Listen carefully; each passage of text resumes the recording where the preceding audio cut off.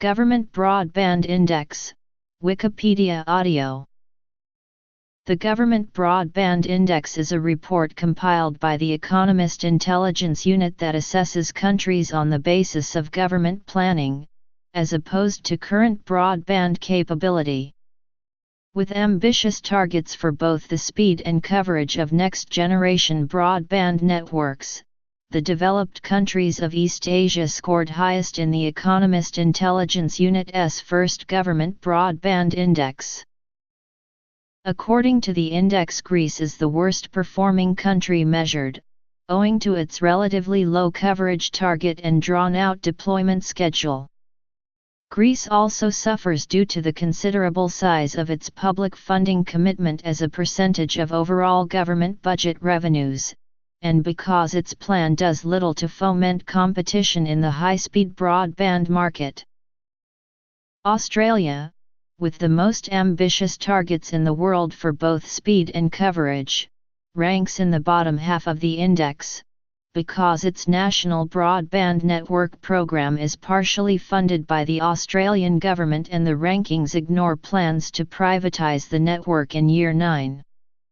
South Korea, by comparison, was also a government initiative 15 years ago but has now been privatized, hence its high ranking. The report.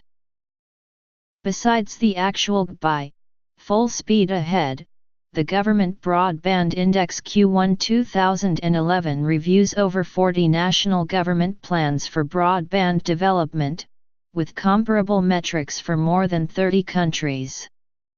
Specifically, the report addresses the following questions. The following table summarizes the ranking of the 2011 report. Scoring is on a scale of 0-5, with 5 being the best. What targets are set for next-generation network speed and coverage? By when do governments want to see basic broadband services universally available? And what does basic mean in terms of speed? How do countries compare in terms of universal and NGN broadband targets? How much public funding has been pledged for the attainment of these targets and how do countries compare? How are governments acting to facilitate the plans through regulation and by intervening directly in market and network development? What role does the private sector play in government plans? What is the current status of the plans and of industry involvement in them? 2011 rankings.